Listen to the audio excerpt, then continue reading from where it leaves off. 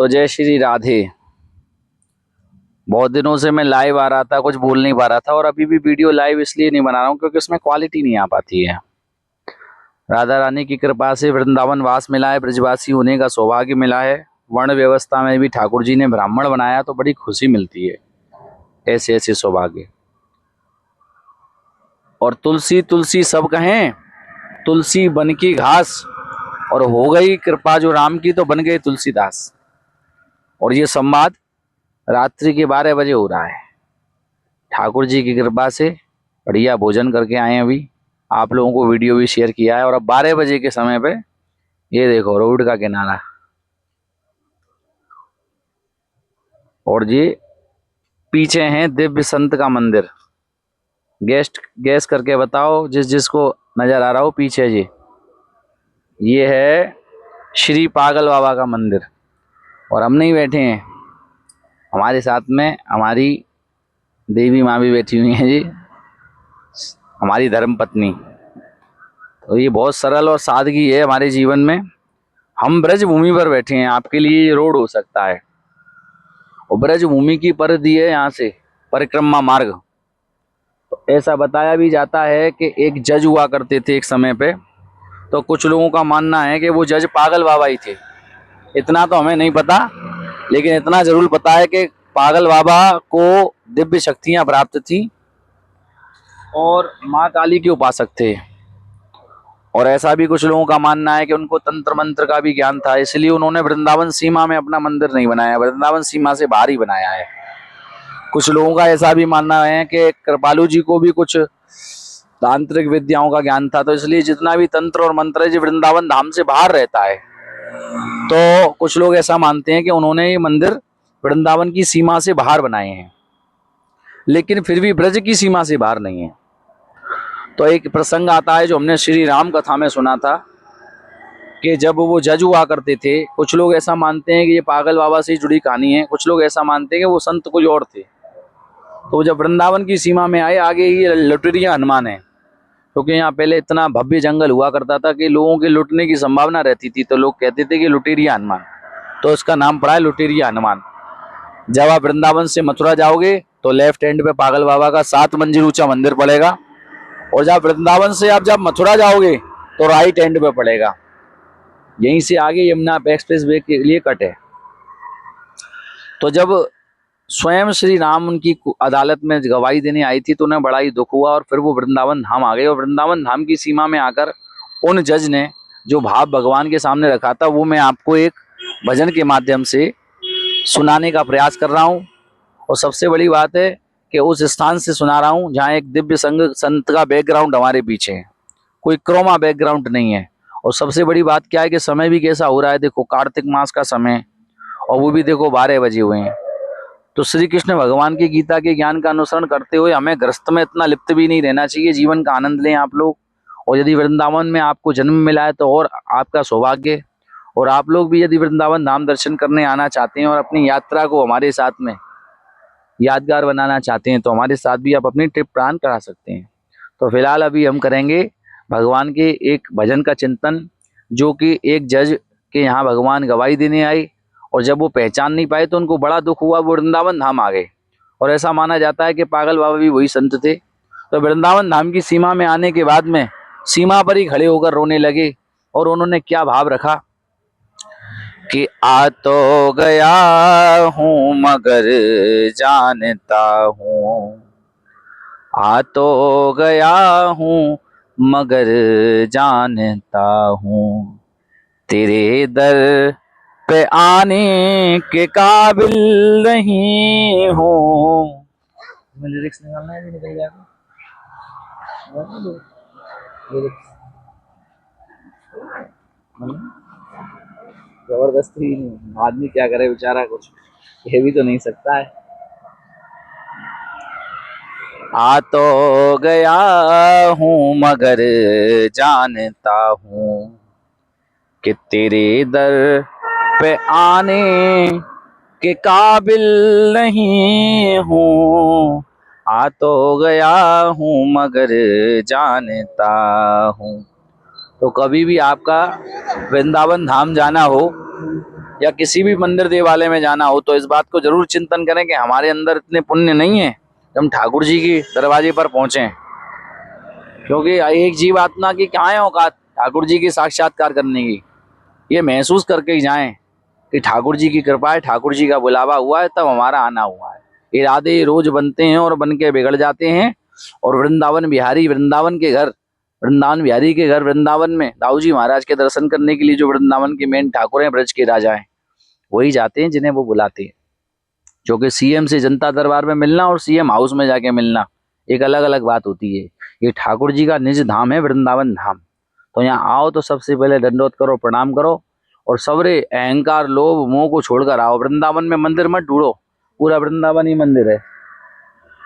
तो आ तो गया हूँ मगर जानता हूँ कि तेरे दर पे आने के काबिल नहीं हूँ। आ तो गया हूँ मगर जानता हूँ, आ तो गया हूँ मगर जानता हूँ तेरे दर पे आने के काबिल नहीं हूँ। लिरिक्स गूगल में।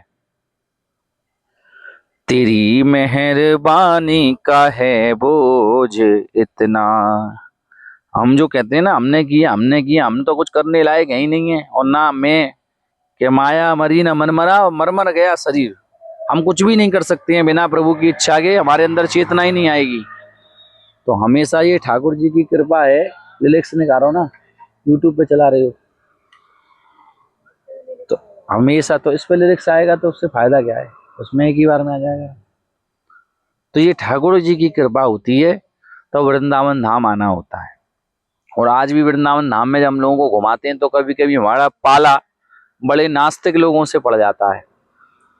तो वो नास्तिक लोग हमसे कुतर्क करते हैं तो हमारा बड़ा बड़ा माथा खराब हो जाता है। कभी कभी तो हम अपनी हाथ की दक्षिणा भी उन लोगों से नहीं लेते हैं, भैया तुम जाओ, तुम क्या करोगे।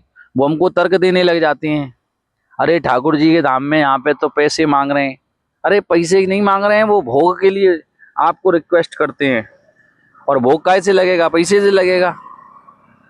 तो कहते हैं हमारे ब्रज में कि एक रूप में पुजत है, दूसरे में रहो पुजाए, और सहस्त्र भुजा फैलाए के मांग मांग के खाए। ठाकुर जी ने यहाँ मांग के खाया है। ब्रजवासी हैं, ब्राह्मण हैं, यहाँ कोई तीर्थ, यहाँ जितने भी यहाँ पे वृंदावन का दान पुण्य है, यहाँ की गाय हैं, यहाँ के मोर हैं, यहाँ के बंदर हैं, यहाँ कोई मिल फैक्ट्री चल रही है, दान पुण्य से ही है। तो बहुत सा आदमी आता है वृंदावन में गंदगी करता है, कुछ भी नहीं कर सको, कुछ दान पुण्य नहीं कर सको, तो वृंदावन का कम से कम 20 मीटर 25 मीटर का एरिया झाड़ू से सफा कर जाओ। आप वृंदावन में आते हो, टॉयलेट बाथरूम करते हो, थूकते हो, टॉयलेट करते हो, वृंदावन की भूमि को गंदा करते हो, और ब्रजवासियों की सेवा आपने करी नहीं, तो फिर आपने क्या किया ये बताओ। वृंदावन धाम आप क्या करने के लिए आए थे? सिर्फ गंदगी करने आए? आपने चीटा चीटी मार दी, आप चले गए। और किसी ब्रजवासी कोई मिल जाता है बेचारा, कथा लीला बताता है, तो तुम्हारी उसमें आस्था नहीं रहती है। दान तो धर्म का हिस्सा है, दान पुण्य सत्कर्म तुम नहीं करोगे तो कौन करेगा। वृंदावन में स्वयं ठाकुर जी ने सेवा करी है, यहाँ जन्म लिया है। क्यों जन्म लिया है, क्यों लिया है वृंदावन ब्रज भूमि में जन्म? सेवा करने के लिए जन्म लिया, तो इसका नाम पड़ा सेवा भूमि। और हम भी वृंदावन में रहते हैं, 30 साल की उम्र हो गई तब तक हमारी, जब तक भी हमारी ऊपर कृपा नहीं हुई वृंदावन बिहारी की। हमने सबरे मंदिरों के दर्शन करे, राधा वल्लभ करे, राधा रमण करे। राधा रमण जी में भी हमको एज ए प्रबंधक ठाकुर जी ने अपने चरणों में लगाया, बिहारी जी की सेवा करी। पर वृंदावन बिहारी की सेवा हमें अभी सिर्फ 2 साल होने को जा रहा है, दूसरा साल चल रहा है। और वृंदावन बिहारी जैसा कोई ठाकुर नहीं है। कथा में, लीला में, भागवत में वृंदावन बिहारी सुना ही होगा। हमारे कृष्ण और बलराम दोनों के नाम है जो वृंदावन बिहारी, क्योंकि वृंदावन में बिहार करते हैं कृष्ण भगवान, और वृंदावन के ब्रज के राजा हैं श्री कृष्ण के बड़े भाई बलराम जी महाराज। उनकी कृपा से ये पूरा ब्रज मंडल है जो ब्रज के राजा हैं, जिनका दर्शन जरूर करना चाहिए। हमारे यहाँ पे ठाकुर जी के निज निवास के 3 स्थान हैं। एक भगवान का नंदगांव में भी घर है, जहाँ माता पिता का दर्शन मिलता है। दूसरा मिलता है गोकुल में, और तीसरा मिलता है वृंदावन धाम में, कि वृंदावन परित्रज्य पादम एक न गच्छति। और जहाँ भगवान को लगाया जाता है आज भी नियम से भोग। नियम का भूमि है ये, भगवान ने नियम का ही पालन करवाया। भगवान ने गोपियों से करवाया नियम का पालन। नियम बताया कि किसी भी पवित्र तीर्थ में निर्वस्त्र होकर नहीं नहाना चाहिए। गोपियों ने नहीं माना तो भगवान ने क्या किया, वस्त्र लेकर चढ़ गए चीर पर। तो सभी लोगों को मैसेज दिया, और गोपियां फिर समझ में आया कि चलो बाहर आओ। अब गोपियों के सारे कपड़े उतरे हुए हैं यमुना जी के अंदर में, अब कैसे बाहर आएंगी। तब कन्हैया से रिक्वेस्ट करी हमारे कपड़े वापस करो। तो भगवान ने कहा कि मैंने तुम्हें बताया था कि निर्वस्त्र स्नान नहीं करना चाहिए, तुम नहीं, समझ में नहीं आया। और बांके बिहारी के पास में दोनों प्रकार के रास्ते हैं, सीधा रास्ता भी है और टेढ़ा रास्ता भी है। जो आदमी अहंकार में है, धर्म को नहीं मानना है, ठाकुर जी को नहीं मानना है, सिर्फ इन चीजों को कपोल कल्पना करके समझ रहा है, कपोल कल्पना नहीं है, ये प्रैक्टिकल साक्षात्कार है। मैंने भी अपने जीवन में साक्षात्कार किया है। मैं डिप्रेशन से, शारीरिक समस्याओं से, आलस से, प्रमाद से बहुत परेशान रहा, लेकिन श्रीमद् भागवत जब मैंने सुनी तो मुझे ये पता लगा कि श्रीमद् भागवत का उद्देश्य क्या है। श्रीमद् भागवत का उद्देश्य है मानसिक तापों को कम करना। मानसिक माने मन की जितनी भी व्याधियां हैं वो भगवान की कथा शुद्ध मन से सुनने से शांत हो जाती हैं। आप भी सुन सकते हो, वृंदावन धाम में सुन सकते हो, और हम भी बैठे हैं कथा सुनाने के लिए। हम तो ब्रजवासी हैं। ब्रजवासी कौन होते हैं? जो श्री कृष्ण भगवान के सखा हैं, उनको कहा गया है ब्रजवासी, जो ब्रज में रह रहे हैं। श्री कृष्ण भगवान से जिनका संबंध कैसा है, भगवान जैसा दूरी नहीं है, एक मित्र की तरह है, सखा की तरह है। और कितने भोरे हैं ब्रजवासी। और ब्रह्मा जी ब्रजवासियों को किडनैप करके भी ले गए। ये वृंदावन की रहस्य लीलाओं का प्राकट्य है। और श्री राम वृंदावन से सुन रहे हो आप इस कथा को, और जब आप सुनोगे आपके मन में, हृदय में ये कथा जाएगी तो आपका मन वृंदावन हो जाएगा। आपके घर में चलेगी वीडियो में तो आपका घर वृंदावन हो जाएगा। और फिर वृंदावन से बुलावा आएगा कि चलो बुलावा आया है और कन्हैया ने बुलाया है। तो ये ब्रज भूमि है। मंदिर दुनिया में सब जगह मिल जाएंगे, राधा कृष्ण मिलेंगे, आपके घर में भी मंदिर मिलेगा, आपके शहर में भी मंदिर मिलेगा। ये ब्रज की भूमि नहीं मिलेगी। ये कृष्ण के समय का है, आज भी है, और कन्हैया यहाँ ब्रज में आज भी रहते हैं। कि वृंदावन परित्रज्या और पादम एक न गच्छति। बच्चा मैथ में पढ़ाई करता है ना, तो गोले के बारे में पढ़ाया जाता है। गोला माने सर्किल, और सर्किल के बीच में सबसे बड़ा जो गोला होता है, जो लाइन होती है, रेखा होती है, उसको डायमीटर कहा जाता है। व्यास, हिंदी में व्यास, अंग्रेजी में डायमीटर। और उस डायमीटर का जो आधा हिस्सा होता है उसे त्रिज्या कहा जाता है। तो ये ब्रज भूमि की और वृंदावन की त्रिज्या से तो कृष्ण भगवान बाहर जाते ही नहीं है। पता नहीं किस रूप में जाने नारायण मिल जाए। आप वृंदावन दर्शन करने आए, आपको देखकर कोई छोटा सा बालक मुस्कुरा रहा हो सकता है वो कृष्ण, आप कैसे तय करोगे कि वो असली आदमी है, कि वो कृष्ण ही स्वयं है? तो आज भी वृंदावन धाम में कन्हैया हमारे आज भी डोलते हैं, फिरते हैं। और अब देखो रात्रि हो रही है, अब 12 बजे के बाद निधवन में रासलीला भी शुरू होने जा रही है। थोड़ी बहुत देर में क्या होगा कि निधवन से जीव जंतु, चींटी, मच्छर, बंदर, मोर सब बाहर चले जाएंगे, और वही पीड़ रात में गोपी बनकर भगवान के साथ रासलीला करेंगे। नियम का पालन करते हैं सभी ब्रजवासी। और ब्रजवासियों के नियम क्या है? बहुत नियम है ब्रजवासियों के। यमुना जी का दर्शन कि बास भलो वृंदावन को, जहाँ पास बहे अम्या पटरानी, जो जन नहाए के ध्यान धरे, वैकुंठ मिले तिनको रजधानी। और जब कंस का वध किया था तो सभी ब्रजवासियों ने परिक्रमा भी दी थी। अभी आ रही है बड़ी परिक्रमा, मथुरा और वृंदावन की परिक्रमा है वो। 2 मन की परिक्रमा, 3 मन की परिक्रमा, ऐसे परिक्रमा है। यहाँ पे कोस में नापा जाता है, यहाँ पे ब्रज को 1 कोस। और देखो जी हमारा ब्रजवासी यहाँ पे देखो आनंद ले रहा है, इसके चेहरे की मुस्कान देखो। दिखा देते हैं, दूसरे कैमरे से दिखा देते हैं। मेमोरी हमारी बढ़ जाती है, 128 GB बढ़ चुकी है। पर ये है कि हमारा आनंद है, हम तो बता सकते हैं। देखो लाला दिखाते हैं।